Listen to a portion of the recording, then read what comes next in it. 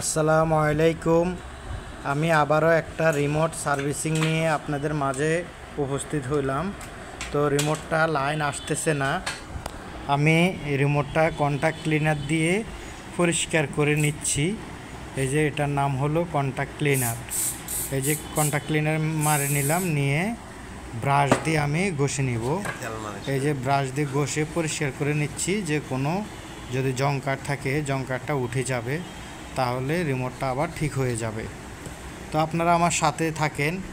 যদি কোথাও কোনো জংকার পড়ে, তাহলে যদি না ওঠে কন্ট্যাক্ট ক্লিনার দিয়ে, তাহলে আপনারা এরকম একটা ড্রাইভার দিয়ে ঘষে নেবেন, ঘষে পরিষ্কার করে নেবেন।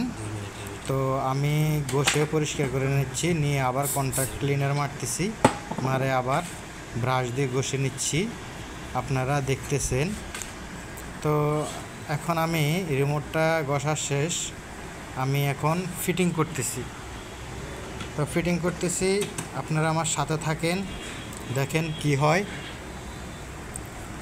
এখন আমার সার্কিটটা বসানো কমপ্লিট। তো আমি এখন নাট লাগাচ্ছি। নাট লাগানোর পরে দেখবেন যে তারপরে ব্যাক কভার লাগাবো।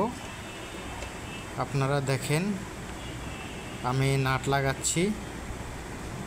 নাট চারটা থাকে, তো আমি প্রথমে একটা লাগাই নিলাম, তারপর দ্বিতীয়টা লাগালাম, তারপর চারটা কমপ্লিট। এখন আমি ব্যাক কভারটা লাগাবো। ব্যাক কভার লাগাচ্ছি আমি, আপনারা আমার সাথে থাকেন আর দেখেন। এখন ব্যাক কভার লাগানো শেষ। আমি এখন ব্যাটারি ফিটিং করলাম, কিন্তু মনে হয় ব্যাটারিটা আমার উল্টা হয়েছে, এই জন্য রিমোটে লাইন আসে না।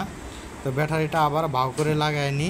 দেখেন আমি ব্যাটারি ফিটিং করতেছি, আপনারা দেখেন। আমি যেভাবে করতেছি, এভাবে যদি আপনারা বাসা বাড়িতে করেন, তাহলে আপনাদের রিমোট ঠিক হয়ে যাবে। তো দেখেন আমি ব্যাটারি ফিটিং করলাম, করার পরে আমার এই রিমোটে এই দেখেন লাইন চলে আসছে। এই যে দেখেন, এই যে লাইন আসছে, এতক্ষণ কিন্তু লাইন আসেনি। তো আমি এখন চেক করতেছি। একটা ক্যামেরা নেবেন আপনারা, ক্যামেরা নিয়ে ক্যামেরার মধ্যে এই রিমোটটা টিপবেন।